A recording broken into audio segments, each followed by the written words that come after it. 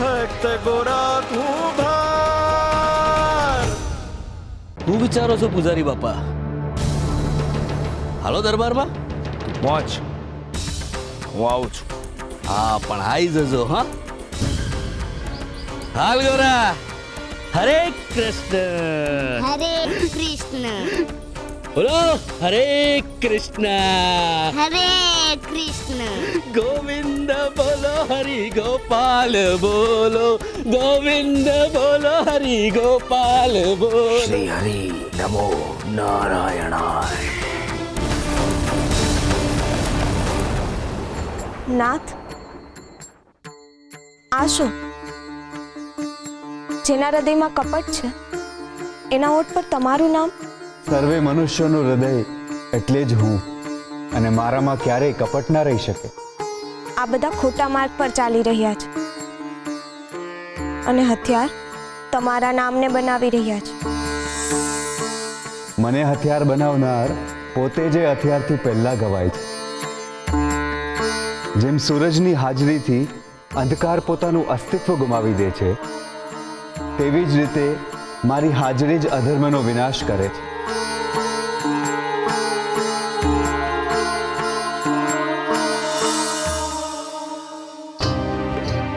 રૂકમણી, અહીંયા આવો. જુઓ અલૌકિક દ્રશ્ય. અધર્મ ધર્મને ખભે ઉપાડીને ચાલી રહ્યો છે.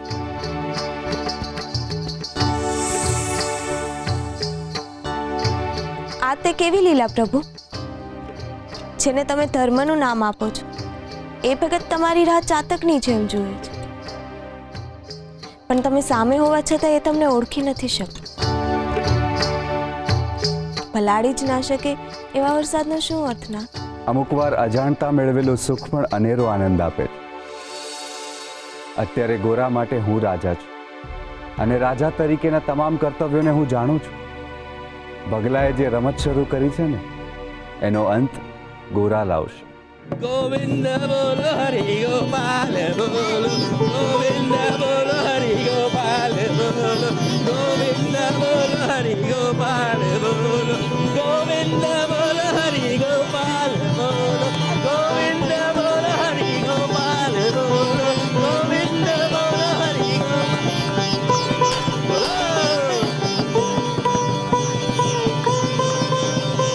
એ ઢોલ બંધ કર.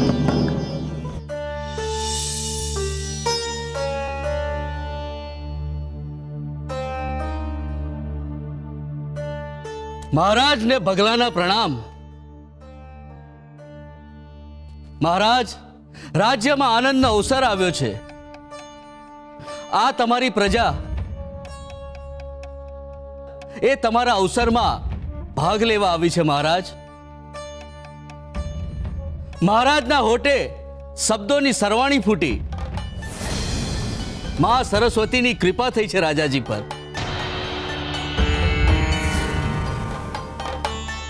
ગોરાએ કહ્યું, રાજાજી એને વાર્તા કરી. બસ આ સાંભળીને અમે અમારી જાતને રોકી ના શક્યા ને અહીં આવ્યા. મહારાજ, ધન ભાગ અમારા કે અમે તમારા મોઢે વાર્તા સાંભળીશું. રાજાજી, અમે તમારા મોઢે વાર્તા સાંભળવા માંગીએ છીએ. ગોરા બેટા, રાજાજીએ તને વાર્તા કરી હતી ને? હા. મહારાજ, કઈ ગેરસમજણ થાય છે હો? અરે ના ના, એમાં કાંઈ ગેરસમજણ ઊભી નથી થઈ મહારાજ. આ ગોરાએ અમારા હંધાઈની સામે કીધું તું કે રાજાજીએ વાર્તા કરી છે. હે ને ભાઈઓ? સાચી વાત છે. અમે પણ ત્યાં હાજર હતા. ગોરાએ જ કીધું કે રાજાજીએ વાર્તા કરી. હા, ભગલાની વાત સાચી છે. સાચી વાત છે. હા, ગોરા સાચું બોલે છે, પણ ઈ આ રાજાની વાત નથી કરતો. એમ ઈ આ રાજાની વાત નતા કરતા, બીજા રાજાની વાત કરતા હતા. અહીંયા બીજા રાજા કયા છે? હે બાપા, ચોરાબાઈ હોય છે ને ઈ વાળા રાજા. એમને મને વાર્તા કહી હતી. મહારાજ ગોરો છે ને સપનાની વાત કરતો હતો. એના સપનામાં જે રાજા આવ્યા ને એની વાત કરતો હતો એ. બાપા ચોરાબાઈ હાચા રાજા આવ્યા હતા. એમને મને કાનમાં કીધું કે દરબારવાળા રાજા બોલી શકે છે. એ મૂંગા નત, એ મૂંગા નત, એ મૂંગા નત.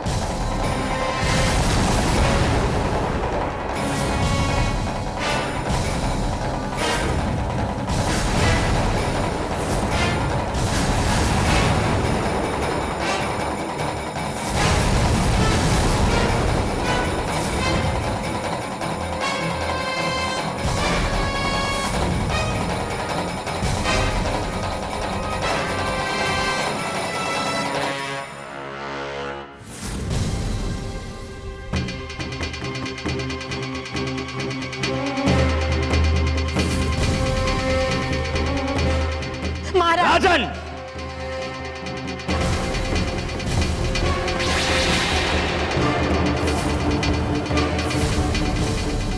પાંચ વર્ષના બાળકને મૃત્યુદંડ? મહારાજ ક્રોધ વિનાશને આમંત્રણ આપે છે. આવેશમાં આવીને આપ ભાન ભૂલીને ખોટું કામ કરવા જઈ રહ્યા છો. અને જે રાજા ભાન ભૂલે છે, પ્રજા એને માન આપવાનું ભૂલે છે. રાજ, મારી ગરદન પર તલવારની ધાર તો સહન થઈ જશે, પણ ગોરાને મૃત્યુદંડની સજા કદાપી નહીં. ગોરાને અપાયેલા મૃત્યુદંડની સજાની સામે હું વિરોધ નોંધાવું છું.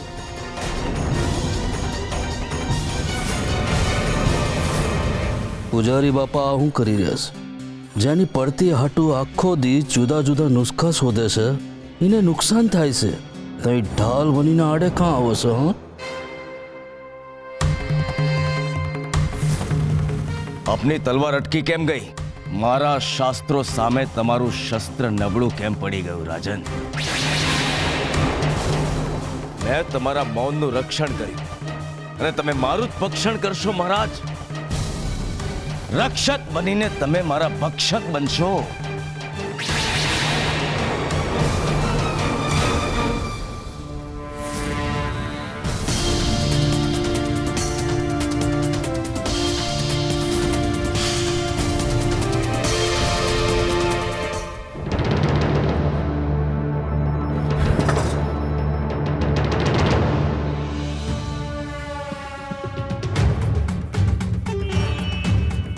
રાજન, ક્ષમા કરો રાજન, ક્ષમા કરો મને. મહારાજ, બહાર જે કંઈ પણ બન્યું ને એમાં હું ગોરાનો નહીં પરંતુ આપનો જીવ બચાવી રહ્યો હતો. કઈ રીતે? મહારાજ, આપ જે પગલું ભરવા જઈ રહ્યા હતા એ પોતાના જ પગ પર કુહાડી મારવા સમાન હતું.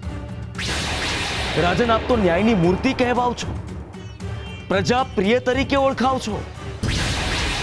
આજે જો ગોરાનો વધ તમારા હાથે થઈ જાત તો તમારી તલવાર ગોરાના લોહીથી નહીં પણ પ્રજાની તમારા માટેની નફરતથી ખરડાઈ જાત. આવડા નાનકડા છોકરાને આવી આકરી સજા આપવા બદલ પ્રજામાં આક્રોશ ફેલાઈ જાત. ગોરાએ ભર્યા દરબારમાં કહ્યું છે કે આપ બોલી શકો છો. આ શબ્દો ભલે ગોરાના હોય પણ વિચાર કોઈ બીજાનો હોઈ શકે. કદાચ આ આપને ઉશ્કેરવા માટેની દુશ્મનની કોઈ ચાલ હોઈ શકે. માટે જ મહારાજ, બળથી નહીં પણ કળથી કામ લેવાનો આ સમય છે.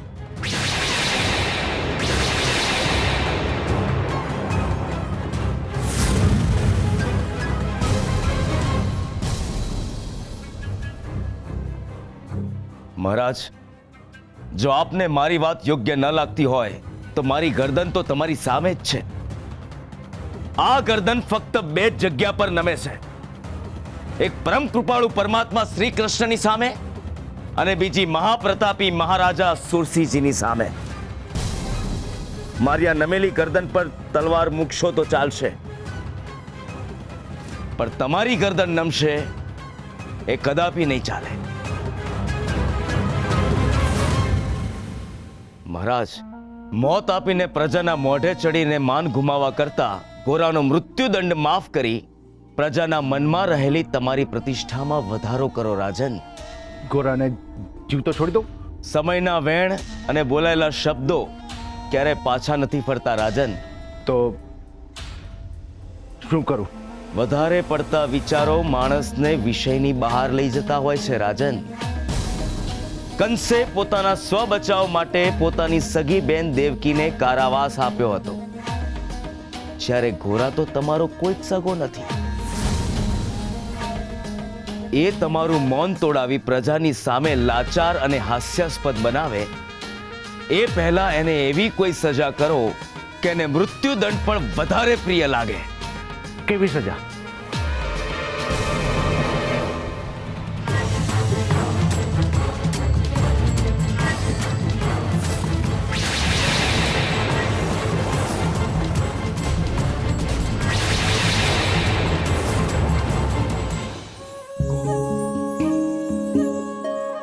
સૈનિક કાકા, અમને અમારે ઘેર જવા દ્યો ને. તમે કેમ પૂજારી બાપાની જેમ દોડા કાઢો છો? દોડા કાઢતા પૂજારી બાપા શીખવાડ્યું છે.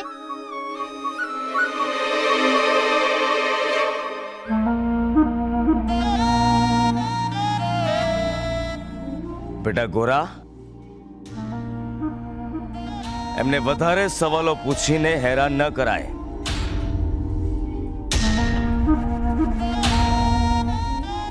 બહુ ખુશીના સમાચાર છે. મહારાજે ગોરાને મૃત્યુદંડમાંથી મુક્તિ આપી છે.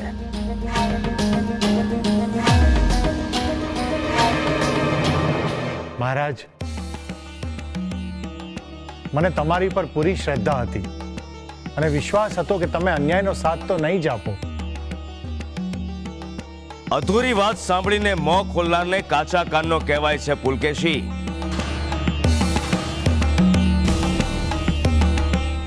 પહેલા સત્યથી અવગત તો થાવ. ગોરાએ રાજાની પ્રતિષ્ઠાને હાનિ પહોંચાડી છે.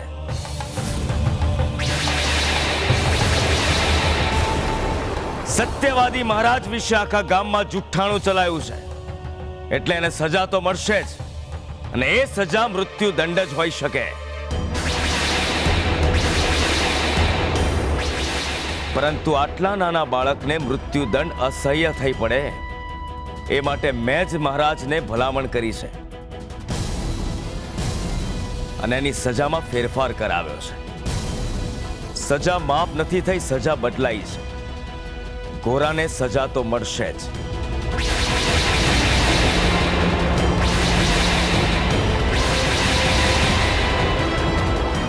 કારણ કે જો ગોરાને આજે સજા આપવામાં નહીં આવે તો આવતીકાલે કોઈ પણ ગુનેગારને સજા આપવી અન્યાય કહેવાશે. મહારાજની પ્રતિષ્ઠા પર પ્રશ્ન ઉભો કરનારને દંડ તો અવશ્ય મળશે.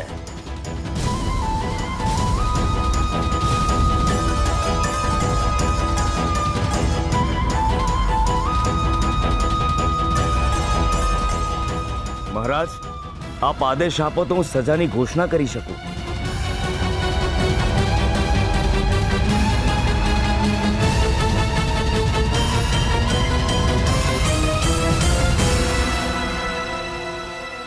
સજાનો પ્રકાર ખૂબ સમજી વિચારીને નક્કી કરવામાં આવ્યો છે ને ગોરાના ગુના પ્રમાણે એની સજા નક્કી થઈ છે.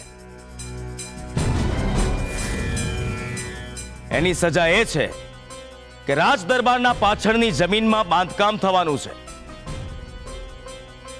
એ બાંધકામ માટેના પથ્થર એને લાવીને રાજમહેલમાં પહોંચાડવા.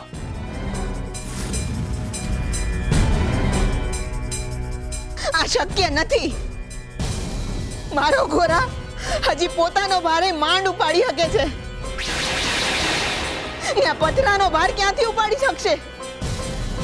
મહારાજની પ્રતિષ્ઠા ઉપાડીને ફેંકી શકે અને પથ્થર ન ઉપાડી શકે. જો એને જીવતા રહેવું હશે તો અશક્યને શક્ય કરવું પડશે. અશક્યને શક્ય કરી શકાય પૂજારી બાપા, પણ અનિતિના રસ્તે ઊભી કરેલી સજાને મજામાં ન ફેરવી શકાય. તમે રાજાના કાન ભંભેરીને ગોરાના માટે કામ ગોત્યું છે. આ સજા નથી, તમારા માટેની મજા છે.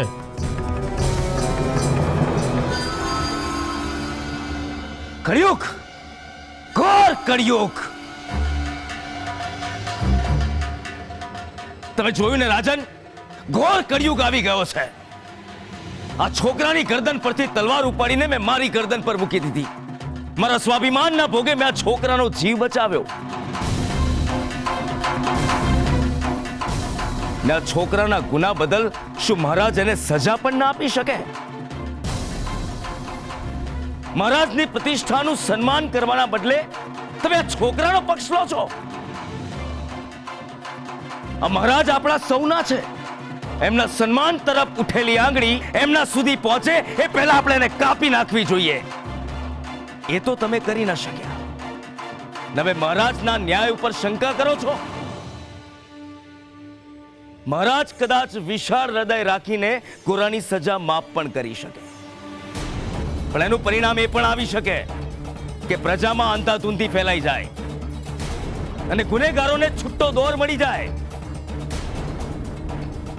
અને ગુનેગારોને સજા ન આપવી એટલે ગુનાને પ્રોત્સાહન આપવું, અને ગોરાના ગુનાને પ્રોત્સાહન ના આપી શકાય.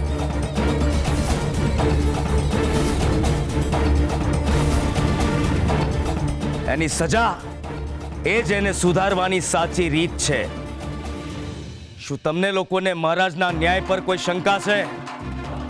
શું તમે લોકો મહારાજના ન્યાય પર ભરોસો કરો છો? શું તમે લોકો મહારાજની સાથે છો?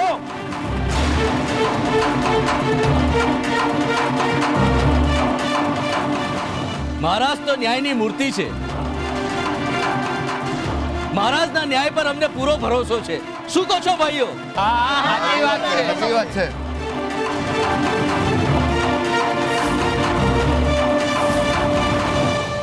મહારાજના ન્યાય ઉપર અમને શંકા નથી. ભલું થજો પૂજારી બાપાનું. ગોરાને મૃત્યુ દંડમાંથી બચાવ્યો છે. પુણ્યનું કામ કર્યું છે પૂજારી બાપાએ. મારા વખાણ કરવાની કોઈ જ જરૂર નથી. કોઈ જ જરૂર નથી મારા વખાણ કરવાની. મને તો મારા કૃષ્ણે જે સુજાડ્યું મેં એ જ કર્યું છે. હું હંમેશની માટે ધર્મના માર્ગે જ ચાલ્યો છું, એટલે હવેથી મહારાજે પણ ધર્મના માર્ગે ચાલવું પડશે. અને એટલે જ હવે ગોરાની સજા પણ જાહેર કરવી પડશે. સિપાહીઓ, ગામમાં જાહેરાત કરી દો કે ગોરાની સજા એ છે કે રાજ દરબારની પાછળની જમીનમાં બાંધકામ માટેના પથ્થરો લાવીને એને રાજમહેલ સુધી પહોંચાડવાના રહેશે.